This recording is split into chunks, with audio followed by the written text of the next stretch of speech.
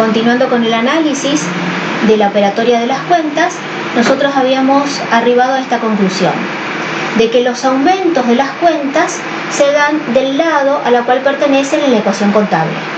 Por lo tanto, las cuentas del activo y del resultado negativo, cuyo saldo es deudor, los aumentos se dan en el debe.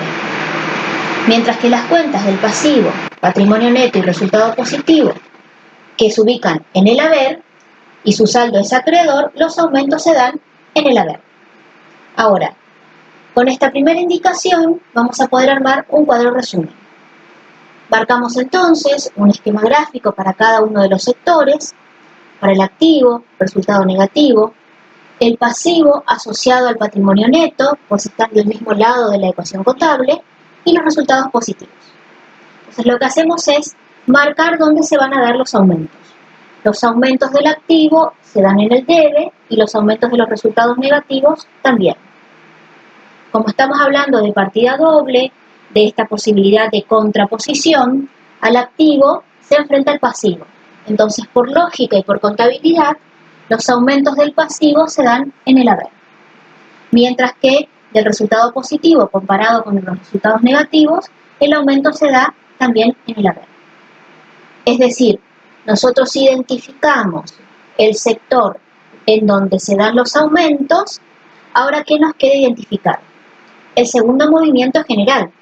Cuando hablamos de movimiento, decimos que las cuentas o aumentan o bien disminuyen. Estos son los dos movimientos generales. Una vez indicado dónde se dan los aumentos, del lado contrario se van a dar las disminuciones. Es decir, para las cuentas del activo y resultado negativo, las disminuciones se dan en el haber. Mientras que para las cuentas del pasivo, patrimonio neto y resultado positivo, las disminuciones se dan en el debe. Con este esquema general, nosotros vamos a poder después aplicar a la registración contable. Pero para poder realizar la registración, que es el paso que nos interesa para proseguir con el proceso contable, nosotros vamos a tener que analizar cuáles son las cuentas que intervienen. Es decir, haremos un análisis general de cuentas, recordando que las cuentas eran un conjunto de anotaciones que se referían al mismo objeto. Estas cuentas van a tener un comportamiento que se va a relacionar con lo que hace un ratito dijimos, pero también se van a agrupar. Así como las cuentas es un conjunto de anotaciones con características similares, las cuentas también se agrupan. Entonces, para finalizar este primer análisis de cuenta, vamos a concluir dando el concepto general de rubro. ¿Qué es un rubro entonces? El rubro es un conjunto de cuentas, cuyas cuentas son similares entre sí. Ustedes van a encontrar esta enumeración de rubros en cualquiera de los textos que nosotros le ofrecimos, pero es conveniente que ya vayan acercándose a las resoluciones técnicas. Y miren tanto en la resolución técnica 8 y 9, en donde se muestran los rubros o grupos de cuentas que corresponden a los componentes patrimoniales. Damos un ejemplo como para cerrar la idea en el día de hoy. Si nosotros nos ubicamos en el primer rubro, hay un rubro que se llama caja y bancos. Es el primer rubro de cuentas que corresponde al activo. El activo es el componente general superior que contiene al rubro caja y bancos. Ahora, dentro del rubro caja y bancos, ¿qué cuentas aparecen?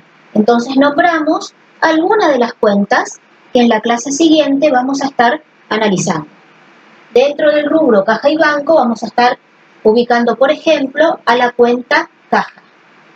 Otra cuenta que va a formar parte del rubro es la cuenta fondo fijo, cuenta que más adelante vamos a utilizar. Otra cuenta representativa es recaudaciones a depositar. Y si seguimos con el análisis, una cuenta muy representativa del rubro caja y bancos va a ser banco XX cuenta corriente. Dentro de esta cuenta También o dentro de este rubro de caja y bancos ubicamos a los cheques, que llamamos valores a depositar o también llamamos valores al cobro.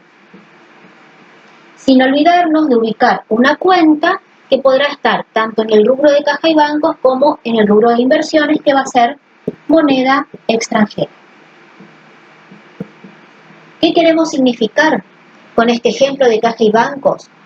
Que las cuentas se relacionan entre sí a través de un agrupamiento, que ese agrupamiento se denomina rubro, que ese rubro está establecido en las normas contables y que entonces el comportamiento del rubro y de las cuentas va a tener un comportamiento similar y general al que hemos dado. De esta manera estamos aproximándonos a esta técnica de registración, que es la partida doble, donde utilizamos las cuentas como recurso principal.